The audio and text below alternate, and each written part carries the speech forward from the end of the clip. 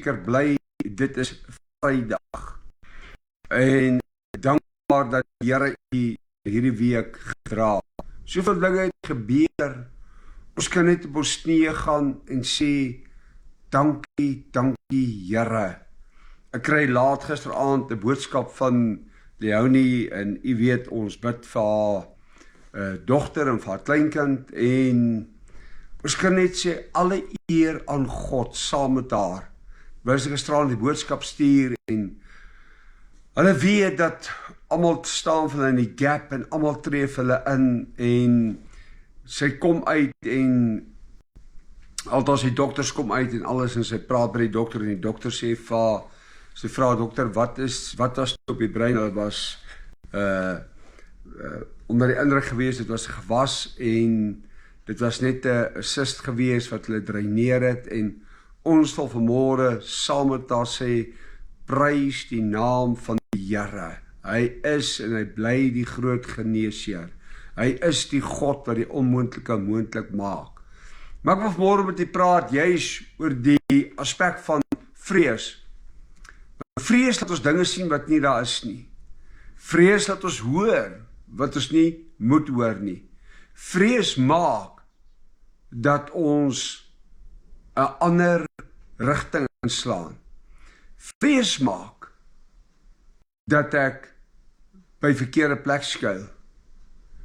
En wanneer ons gaan kyk na die talente, en dit is my so opvallend, is dat vrees maak dat ons baie keer nie ons volle potensiaal gebruik nie. Net vir hierdie een gedeelte lees, en jy ken van die talente wat uitgedeel was, en die een gaan, hy het meer gemaak, en die ander verdubbel, die ander soveel. Maar die kern is, die een het die volgende gedoen.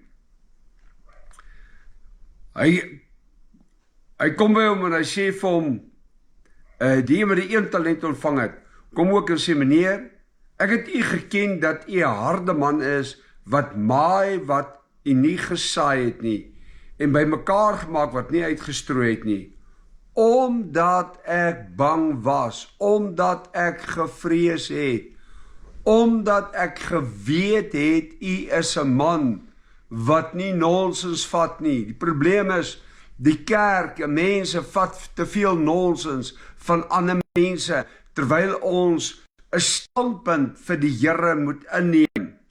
Hy sê, omdat ek bang was, het ek gegaan en die talent in die grond weggesteek, en dis die probleem. Soveel mense uit vrees gaan maak hulle verkeerde besluite. Uit vrees gaan steek jou kop in die grond, omdat jy bang is vir die of dit of daai, of op grond van hoorsê, of dit die, of dat gaan gebeur. Vrees maak dat jy jou vermoë, wat God jou gegee het, jou talente, dat jy nie jou volle potensiaal kan ontwikkel in die lewe nie, want jy leef elke dag met daai bekommernis wat oorskakel na vrees, en vrees maak dat dit jou ondergang in die lewe beteken. Wie sal ons dan vrees? Paulus sê, sal ons die omstandighede, sal ons dood, sal ons hongersnood, sal ons pyn, sal ons lyding, sal ons enige dinge van hierdie goed vrees? Nee, ek vrees nie, ek het klaar die kosteberekening gemaak. Ek wil vanmôre vir julle sê, staan op, daar's ander wat jy dra in gebed, staan op, maak 'n besluit in jou lewe, staan op, moenie dat vrees jou ondergang bewerkstellig nie, staan op, en styg uit, moenie dit doen, wat hierdie man met die een talent gedoen het nie. Mag jy in hierdie dag opstaan en sê, Here, ek gaan 'n verskil maak. Vrees sal nie my ondergang beteken nie, maar inteendeel, wanneer ek ondergaan, ek gaan saam met God onder, weet ek sal weer saam met hom opstaan ook.